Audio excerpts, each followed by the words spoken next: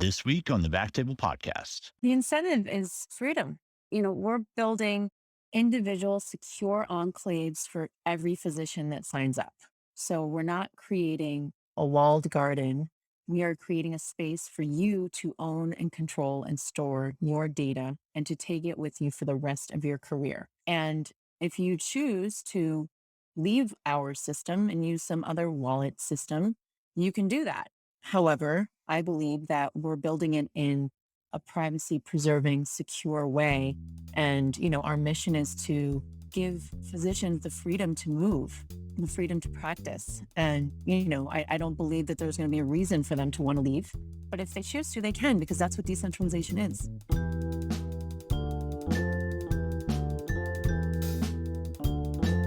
Hello, everyone, and welcome to the BackTable podcast, your source for all things interventional and endovascular. You can find all previous episodes of our podcast on iTunes, Spotify, and BackTable.com, and pretty much any podcast platform out there.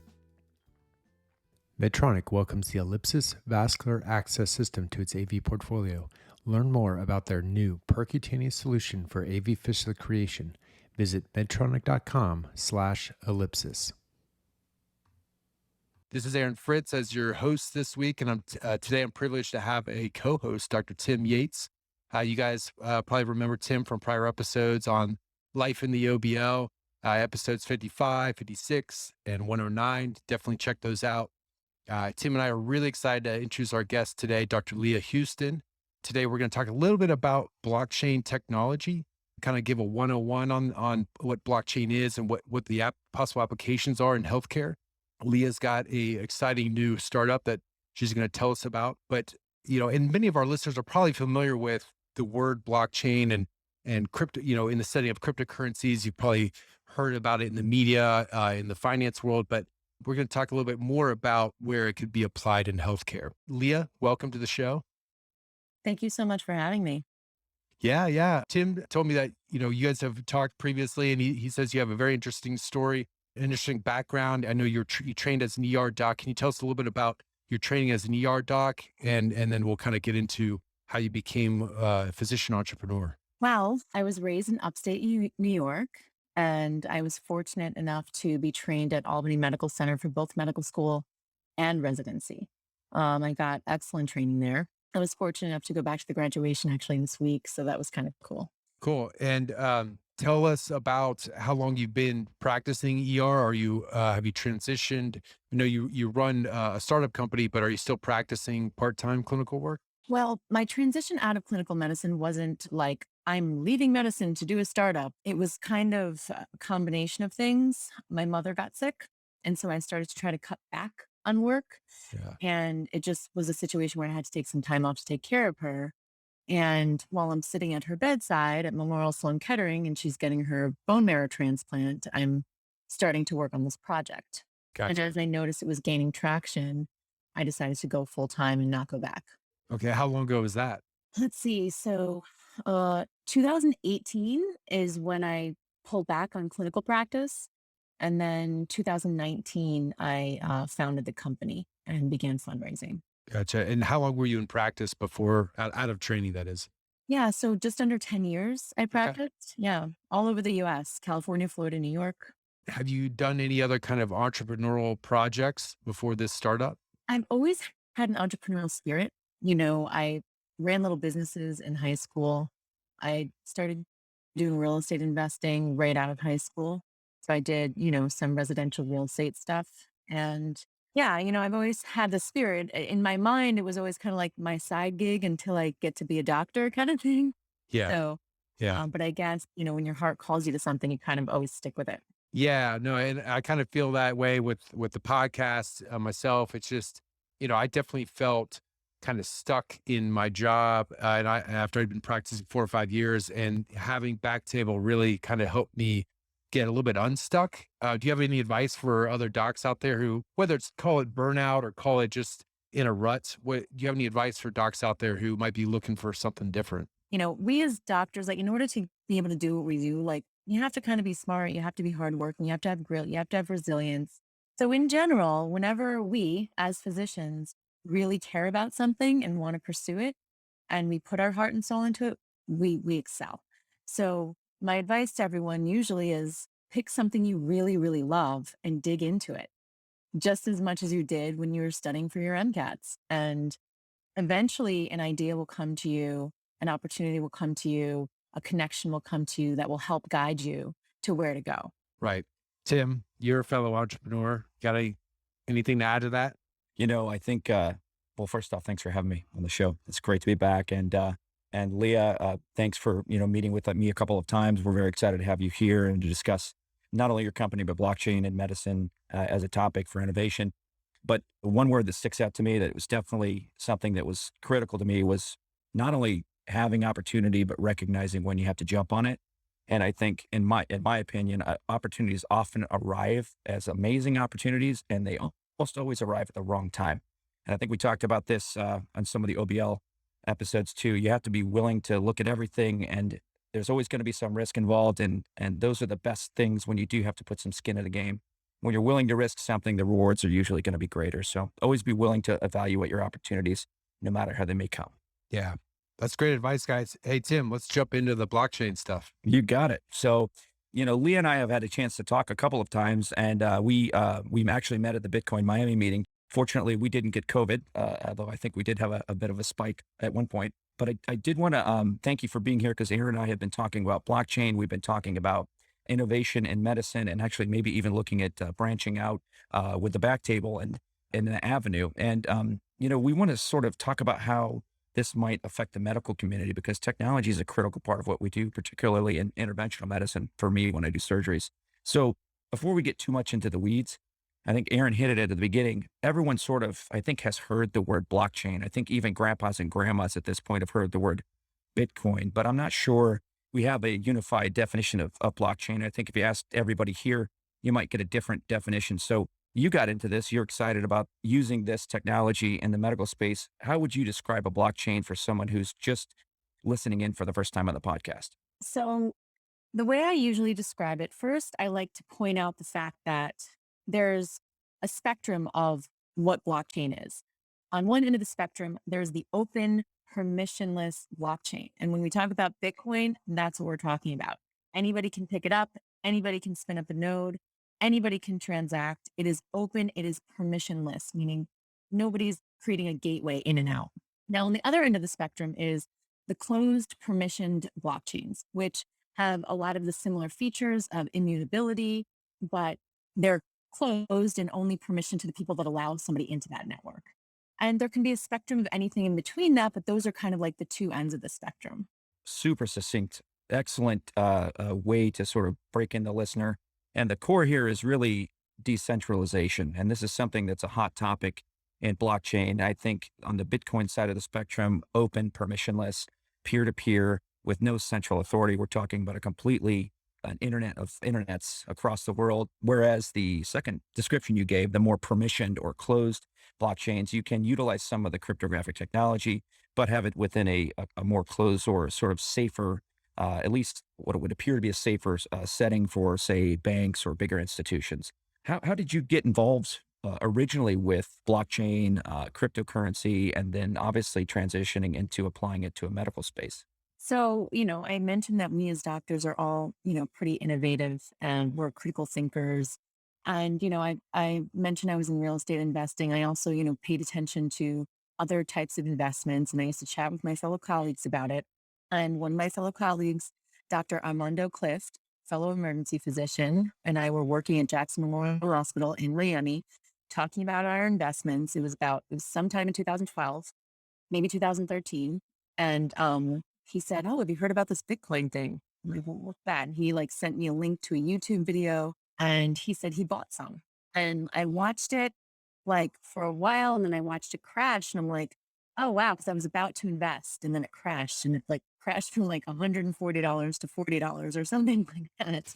Right. Um, and I also was not really understanding how to buy it. I was reading about the public-private key thing. I'm not, a tech person. But long story short, I was very intrigued by what I was reading. And I really had this feeling in my heart that it was something that was going to be very big and very different and was going to be applied across industries. So I started reading a lot about it, especially around applications in the healthcare space. And obviously in those early days, I mean, I think Satoshi's white paper was in 2008 for the listeners. And I think we really started getting movement in the blockchain space with Bitcoin back 2011, 2012, where to buy, the problems with Mt. Gox and other exchanges that got hacked. That we talk about the safety of these blockchains because they're cryptographically protected. And this isn't a new science. Actually, this goes back really centuries. And probably the most famous examples when we talk about the Enigma machine, World War II, which was decrypted by Alan Turing, as well as the Polish. But why is this coming into the fold now? This technology that is not exactly new. Why is it so innovative, and what problem does it solve that our conventional technology doesn't? I like to remind people of like the concept of a ledger and where it was born. It was, merchants, hundreds of years ago who decided to start documenting their goods and who was buying what in order to be able to keep track so that they could pay attention to the books. And one day they decided, you know what, we should probably have two of these because they noticed that things were missing. And so if you have two copies and you're comparing them both, and anytime something happens, you have to copy it on both of those ledgers. It makes it much harder for one, bad actor to cook the books, say that something was paid for that wasn't, et cetera, et cetera. And so Satoshi saw this duplicative ledger idea and said, what if we copied these transactions onto thousands of ledgers instantaneously? And what if at the same time we made it immutable, meaning you can't erase whatever was documented? And so that's when the true decentralized blockchains were born. And so the fact that these are now distributed across the globe, where any human being can spin up a node and look at the ledger and watch it and make sure that people aren't cooking the books and decide, that these transactions are in fact valid, we're not at risk for collusion by centralized systems. And that's what makes people so excited. Super, super exciting to think of something so simple really being so secure. And we won't get too far into the weeds about 50% attacks and ways that the network can be damaged by, as you mentioned, bad actors. But suffice it to say, the more people in the network, the more nodes or computers that are actually generating blockchains, it's going to generate greater safety. So why do we think there's been so much excitement in the financial space and not really in other technological industries yet? I think because people are getting sick of being screwed, people are sick of political events or, environmental events having such a heavy influence on whether or not they can have a security enough to be able to buy food at the grocery store, Yeah, this type of technology provides a communal effort to create an opportunity for us to essentially go back to trading and bartering, but using our own tokens to do so in some ways. And to a certain extent, worldwide, there's a large proportion. I'm not going to quote because it would depend on the study that you're reading, but we have massive numbers of people worldwide that are unbanked and underrepresented in terms of their own deeds for their homes and other legal matters. And this potentially, if you have a cell phone and you have an internet connection, gives you the opportunity to own assets that are immutable and potentially, as you mentioned, with your own public and private keys, completely under your control. So pretty exciting stuff. Absolutely. And this is actually where I found out about the identity systems. I'm kind of an activist of sorts. I've been involved in peace accelerators. I've been involved in public policy. And, when I learned about the opportunity for this to allow people to have a secure voting mechanism, a way for them to count one vote. And you think about the emerging economies, the unbanked individuals, as you said, they don't have any documentation of even their births, so they can't even open a bank account. I thought it was really revolutionary. You told me a really interesting story, Leah, and I don't know if you're able or at liberty to give details, but can you share with the listeners the experience, at least maybe dumbed down, with credentialing in one of the hospitals you're doing locums, where you realized that the credentialing system was broken and that there needed to be a sort of a different approach? Do you remember the story you told me about working in the ER with your extenders, signing orders, et cetera? As emergency physicians, we are working with, mid-levels who, as a team, and the way it's supposed to work is they'll see patients, they'll, discuss the case with us, we'll decide together what to do. And, when I sign off on those charts, it's because I actually was working collaboratively with them to diagnose and treat that patient. And most often I also saw the patient myself, even if it was only briefly. And so I'd been doing that as part of my career, but I left one hospital, moved to another, different state, and went back to the other state and found out that the previous hospital I'd been working for was essentially signing off on mid-level charts after I had left. And that led the Center for Medicare and Medicaid to believe I was practicing medicine without a license because my license had lapsed in that state because I wasn't working there, wasn't paying attention. And so, yeah, it led to a huge, huge nightmare for me. I had to deal with it. Yeah, it was bad. And I ended up reaching a settlement agreement with the hospital and I ended up getting everything fixed and reversed. They realized it was a huge error. I mean, this is fraud, even though it wasn't intentional, because they were billing. That's how they found out. They were billing for care that was not rendered by me under my name. But this is the problem that led me to put two and two together and realize that this identity system for voting and for asset and resource allocation in emerging economies was an identity problem for doctors in the practice of medicine. And this could be used for that. Wow. That's a crazy story, Leah. Have you heard, I know you talk to a lot of people. Have you heard similar stories from other docs that have helped kind of continue this movement? Yeah, I've had about 10 to 20 docs contact me with similar types of stories in different ways. There's only one other person who had something similar to what happened to me, but the other ones like found out when they were like looking up their PTAN numbers and their CQH and finding out that, hospitals were still billing under their name. There's some that found out that their employers were billing under their names.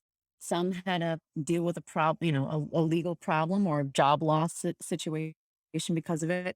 And some of them just noticed it and it was easily reversed when they made the complete. But it's not fair that we have to, we're already dealing with so much. Why do we have to be worried? It's like worrying that your bank is spending your money Right. when you never know how much is in your account. And you don't find out until you try to go buy a house and all of a sudden you don't have enough for the down payment. Yeah. So can you tell us a little bit about self-sovereign identity and how that would help solve this problem? I got connected with the Internet Identity Workshop, which is a workshop that's put on twice a year in Silicon Valley. And in 2018, I went to my first conference as I started kind of thinking about this idea because I realized that there was hundreds of brilliant technologists who had been already trying to solve this very problem that I wanted to solve. And they were building a standards-based open standards technology to essentially define the schema for how this is going to work and how to solve the problem of identity verification on the internet. And so self-sovereign identity means that instead of your bank or your social media account owning and controlling and essentially giving you the right to be who you are and to say who you are and to do what you need to do, be it transact with money or write a medical record, self-sovereign means you own and control the rights to do that, not a third party. And so if you want to learn more about self-sovereign identity, you can look at the World Wide Web Consortium, WC3, and you can look at the Decentralized Identity Foundation, and you can actually look at their code and how they're actually doing it. And that's the technology that we're leveraging at HPEC. Very cool. And can you tell us a little bit about, digital wallets, how those work? Yeah, totally. So cryptocurrency is one form of digital asset. It's the one we're paying attention to because it's money. We can buy things with it and it's very quickly and easily able to be understood. But as you mentioned, there's people who don't have birth certificates or deeds to their homes. Those are paper credentials, paper assets that some central government authority has to essentially keep a record of and attest to. With a digital wallet for a credential that you own a piece of property, you will no longer need that central authority with the self-sovereign identity system. And so just like you can own and control your cryptocurrency in your decentralized wallet, you can own and control any digital asset, be it your medical credential as a doctor, be it your medical record as a patient, be it your title to your home, your car, your driver's license, etc. Very cool. Yeah. And so you gave some great examples there of like how this would apply to daily life. You mentioned voting, having those online credentials, your passport. I mean, every time, we go to renew a passport or do anything that has to do with identification, you have to scramble to find documents to prove who you are. I mean, it'd be amazing if we had this decentralized source where it's just click of a button. Here, this shows who I am. This proves who I am. Is there any other kind of real life examples that you can think of where this would be helpful? And you also kind of mentioned this before is reducing the middleman, right? Because the middleman adds a lot of administrative costs to the system. It increases the time that a list takes. Can you speak to that and maybe any other examples where you've seen this work where you reduce the middleman and significant reduction in time and energy and cost? Certainly. I'm so far down this rabbit hole, I think that I'm like kind of an identity freak now. But when I see problems, I see identity as a solution. Yeah. You know, who is it that you are interacting with over the internet? How do you know they are who they say they are to the point that you feel comfortable transferring money or giving them rights to your medical records? Once you solve the identity problem, you solve a lot of problems. Yeah. And so, when it comes to healthcare, we kind of, just to remind everyone, the internet was born in August of 1991. So we're actually coming up on this 30-year anniversary of the internet. Wow. So many of us, who might be listening, remember the world before the internet. And so what ended up happening is they built this technology and then they slowly started saying, oh, let's add this and let's add that. And it's kind of like, you had like a little hut and you started adding a bathroom and a kitchen and, an extension. And, you think to yourself, are you going to want to live in that house that has been slowly like built up over 30 years in that way? With each new piece of technology layered on, or you want to just kind of bulldoze that and build the new house now that we have all the new material and the new way of doing things. We can 3D print houses now, which is really cool. Wow. So when it comes to technology, in my opinion, the currently available technology for us to document what we do for patients, treat patients, bill patients, insure patients, accept insurance, get credentialed for all these things, it's broken. It's broken because it was built in this kind of cob job way as it was slowly being developed. And it's really time to kind of wipe the slate and build the solutions that really serve patients and the doctors that care for them. This is super exciting. And I think we're seeing a similar buzz of excitement in this space as we were seeing in the dot-com boom back in the early 90s. Where do you think we are in the timeline, Leah? Before we jump into your company, are we early? Are we middle of the road? Are we late for other people looking to get into this space? I think we're middle to early. I think that the real applications of blockchain are currently in development. It's kind of like when Amazon was still just selling books and when Facebook was still only on Harvard campuses stage. And when Sergey Brin was trying to sell Google for $1 million back in 1997. Right. And nobody wanted to buy it. It's always the long game, right? It's always the long game. Yeah, yeah. Well, I think you're right. I mean, I think mass adoption is really what we need. And as we saw in the dot-com boom, there were clear winners that we still see today, and there were clear losers. Let's talk about HPEC, and then I'll lead with a couple of other questions after that. Why don't you tell us what your company is and what your mission is? Awesome. Yeah. So, as a doctor who went into medicine to help people and who's seen how broken and corrupt this system is and feels, and physicians and patients are feeling this. And after what happened to me with the identity theft thing, I had already learned about some of the blockchain applications in healthcare, medical records, research and development, supply chain, payments, etc. I realized, as I mentioned, that identity really is an important problem to solve for any of these. Without patient identity, how are you going to give a patient their medical records? Without physician identity, how are you going to document and how are you going to bill for something? I realized that a lot of the early solutions didn't have any identity layer. And so, I realized that HPEC could alleviate that. If we were to give each physician their own sovereign identity, their own professional identity, where they carry their professional credentials, not only will we solve this $5 billion friction filled, legacy driven, paperwork heavy credentialing problem that makes us all pull our hair out every 2 years, but we could then leverage those identities to restore privacy and trust to the physician patient relationship. And so that's our mission. A huge undertaking, but absolutely spot on. A couple of things that I think will come up with our listeners and other physicians and other certainly investors for you is, this idea of patient privacy HIPAA compliance, safety of information. I think there's a misconception that information is safe in doctors' offices and in medical record systems. But the reality is that, medical EMRs own all the information, even if you have contracts with an office or a hospital. Really, the data is really stored with the EMRs. How can you talk about keys, public and private keys, and how that sort of completely washes away the old system and puts the power back in the hand of the individual user? Yeah, so with cryptographically secure public private key pairs, you can transfer data when you know somebody's public address. They're the only ones who can hold, store, access it with their private key. Now, the public private key systems that currently exist are pretty cumbersome if you want to be truly decentralized. And when I say that, it's funny. I was at the Bitcoin conference, and there was one of the presenters was saying, "No keys, no cheese."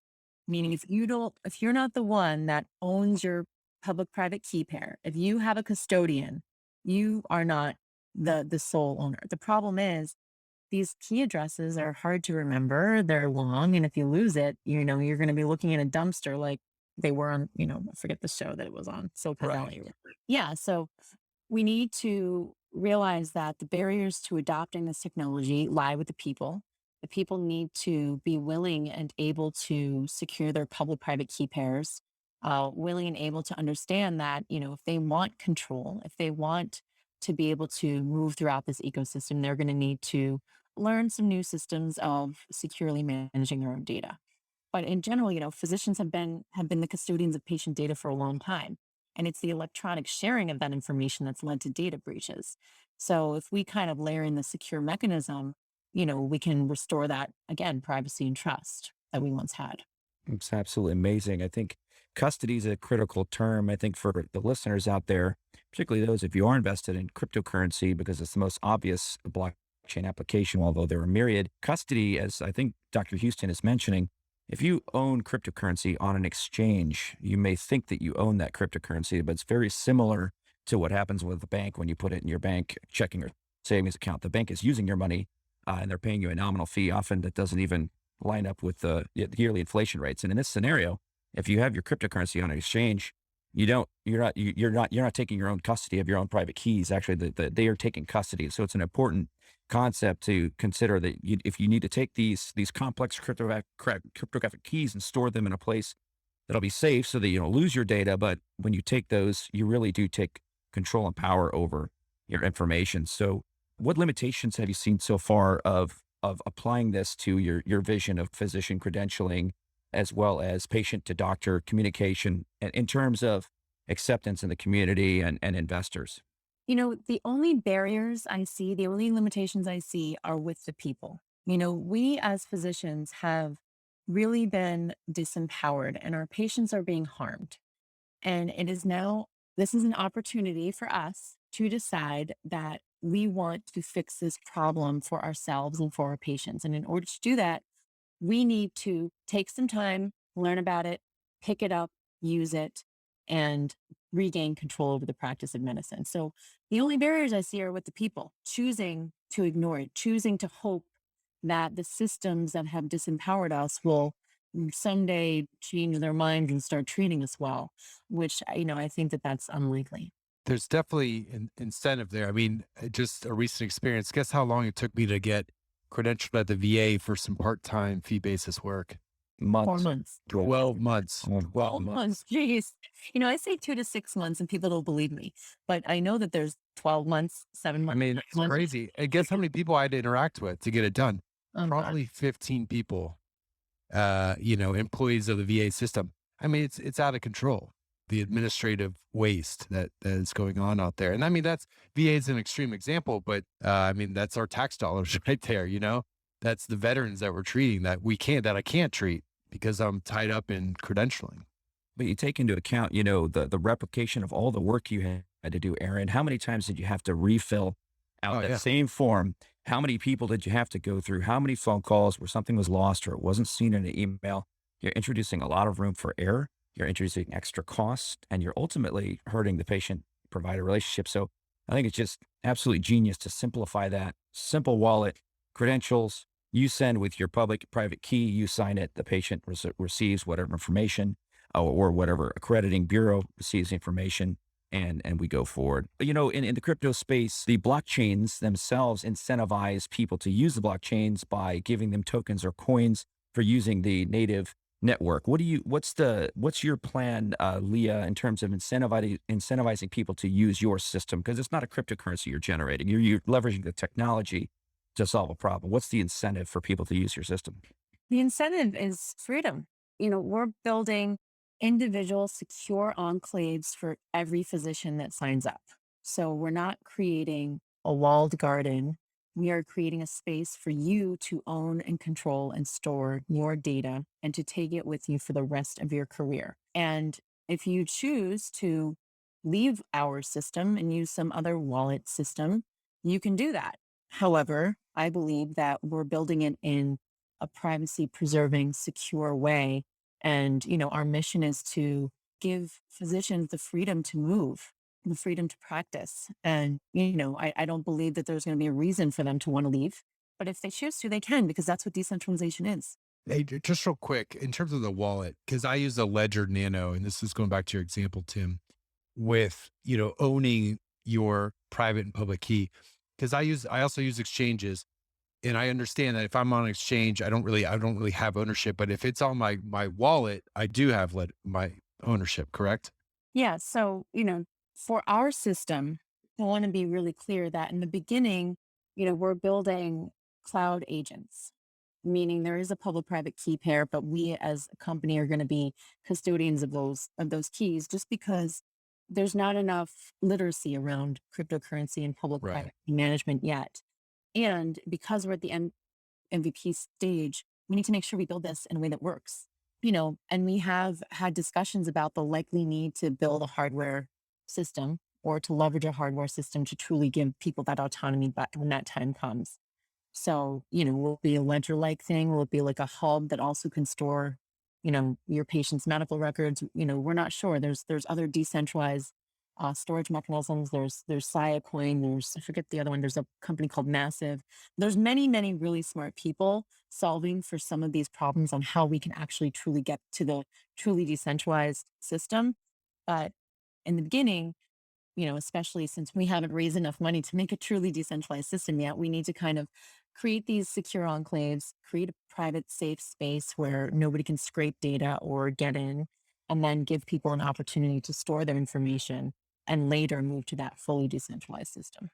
Well, very succinct discussion. I think you have a lot of opportunity, and I don't think the answer may be apparent. A Ledger Nano where you take control of your public-private keys may be an option. And in that vein, where are you guys at currently in your stages of development? Let's go back for the audience and let's go into the life of a startup. And kind of why don't you walk the listeners through kind of what your first steps were and where you are in development right now, what you see for your next 12 to 18 months? Well, we had a vision to make this a physician owned and controlled company. And to date, we've been able to fulfill that vision. We've been able to raise a little under $600,000 from mostly practicing physicians. Some of it was on a crowd fund. The rest was on a pre friends and family. And, once we raised the money, I had to find the technical talent. And because this is such a new technology, so first of all, finding blockchain developers is hard, but finding specific self-sovereign identity developers is very hard as well. Fortunately enough, because I got plugged into the SSI, self-sovereign identity community back in 2018, I knew a lot of people. I had read about all the projects. And what I did was call every single project CTO and say, hey, you want to help us? And I was lucky enough that Seth Back, who is brilliant, who's built out the Hero project, who's part of the Caring Network, wanted to work with us. And so he came on in March, and we have an amazing front end developer who's been doing mobile applications for about 10 years now, doing our front end. And so we've been, grinding and getting the wallet complete, and we are now prepared to do pilot projects. And I'm going to share something that I just recently shared with our internal community. I did realize that we're kind of doing two things, because we're trying to create a system for physicians to hold credentials. We also need to build a system for issuing credentials. So we're launching EverCred, which is a forever credentialing system where an institution, a medical school, residency program, state licensing board, etc., can spin up a decentralized identifier and issue permanent verifiable credentials. And so we actually got a yes from an academic residency program. Not going to name names until it's complete finalized. And we're in the process of having conversations with CME issuing bodies and things of that nature. So if you are in academics, if you are a dean, graduate education director, residency program director, and you want to test this out, we have space currently. I'm sure that once we push out this pilot, we're going to have a lot of interest. So, reach out to us if you're interested. That's amazing. That's congrats. That's really awesome. Absolutely. Absolutely. Huge, huge success. And I think coming back to the beginning of the talk, opportunity often shows up in a way you didn't expect. And I'm sure, if you don't mind me asking, how many people did you have to call to get your first CTO to say yes? And how much of it has been just repetition, kind of knocking on doors, sending emails, making phone calls? How hard has it been? Technical talent is very hard to find in general. I'm getting emails and messages all the time. Hey, hire us for development. Like there's so many people out there who claim they can help you, but there's very, very few who actually know anything about this technology. There's so many people. I must have sent a request for proposal to about 20 different, either individual technical people or development teams. And most of them were basically trying to convince me to just drop the identity piece. You don't have to do that part. You can add that later. No, no, no, no, no, no, no, no. That is our core. That is the core thing that we're doing. But there was some really great companies I talked to, and I was strongly considering Big Binary was one. Sphere Incorporated was another. I eventually found our front end developer on Green Trust. Yeah, there was a bunch of really, really great, talented people that were up for consideration. But I was really grateful to bring Seth on because I really wanted a partner and somebody who could, become a co-founder to this company with us and come on this journey with us for the long haul. Well, we're pulling for you. It sounds like you've got a great crew. It sounds like you're thinking through things methodically, taking steps when they should be taken without rushing. How do you see your client or your customer, the physicians and your patients interacting? What's the interface going to be? Are you guys and gals in the process of developing an app? We're in a cell phone world. How do you foresee people interfacing with HPEC? We have an app. It's in test mode. You can go to our website and click join us and get in the pipeline to be invited to test. And then as soon as it's in full production, you'll also be invited to take part in it that way as well. It's a journey where you log in, we check your identity. We're using Onfido to do facial recognition and identity verification. So that's an API that we're integrating in with. And then, essentially what we're trying to do is, we wish that medical schools and residency programs and licensing boards were already issuing digital credentials, but that's just not the case.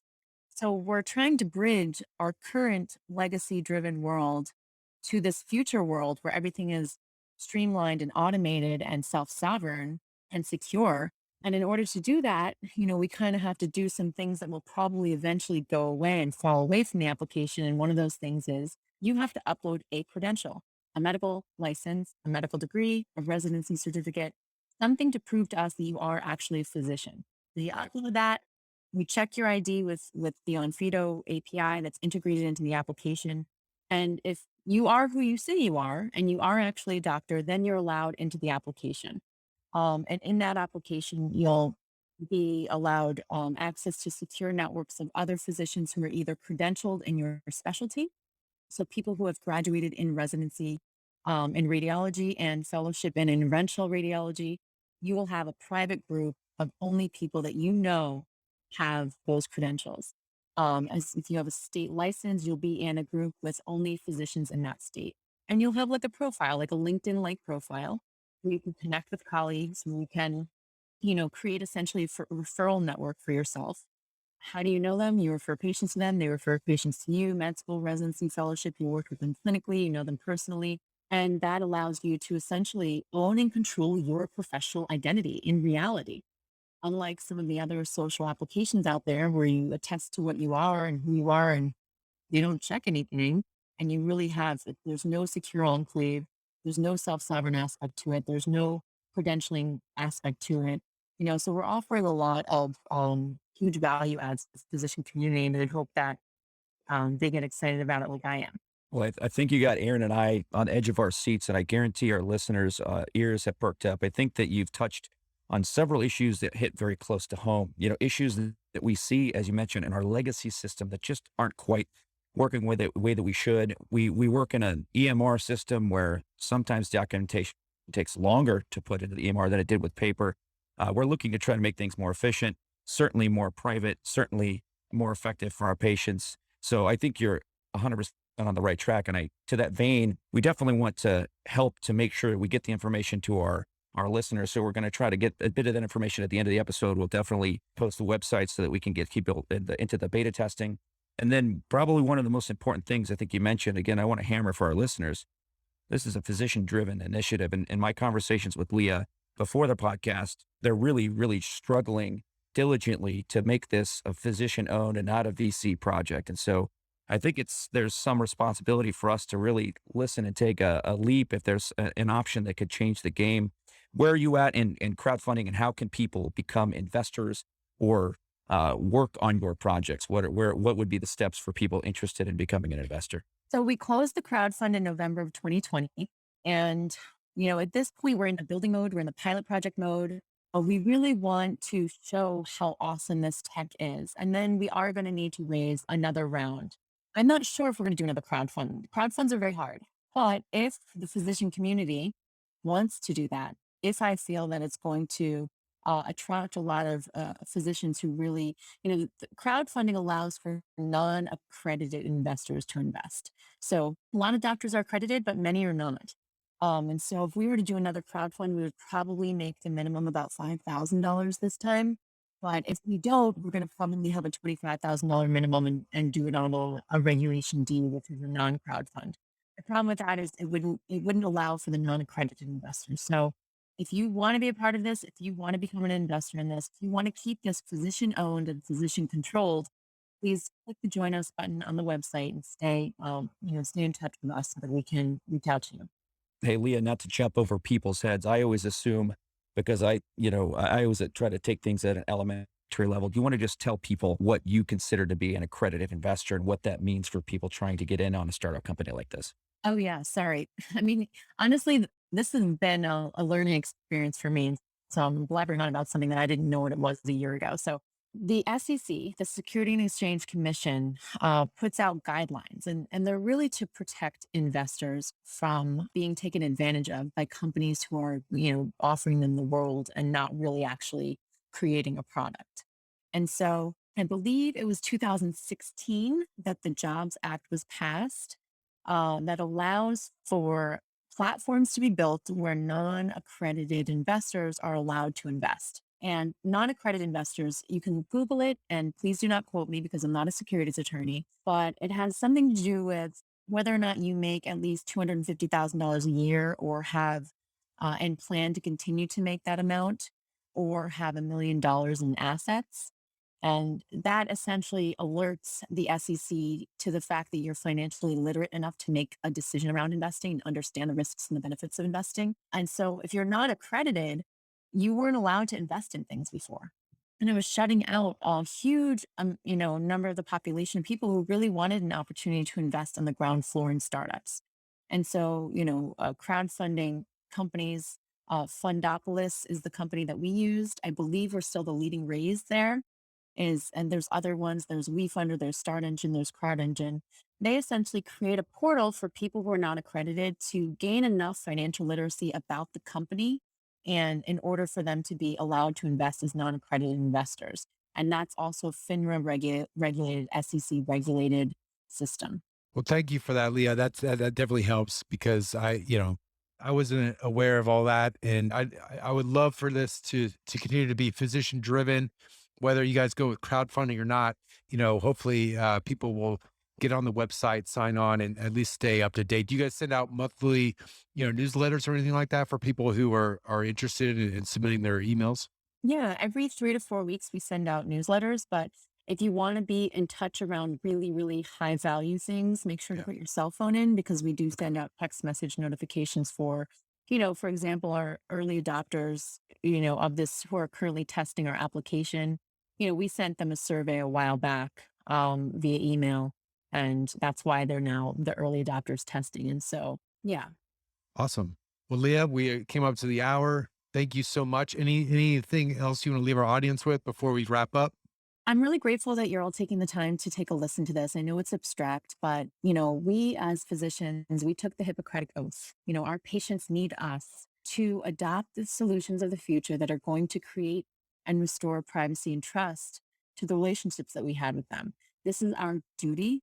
We're public servants, and I hope that you decide to join us and to learn more about this. Thank you, Leah. So excited to see what you guys got coming up. And we will definitely provide links to all this information. Thanks again for coming on the show. And hopefully we'll bring you back, in a 6 months to a year when you guys are crushing it. Tim, thank you so much for being the co-host today. And that about wraps it up. Thank you to our listeners. Again, you can find all previous episodes on iTunes, Spotify, BackTable.com, or any podcast platform out there. Thank you so much. Thanks for listening, guys.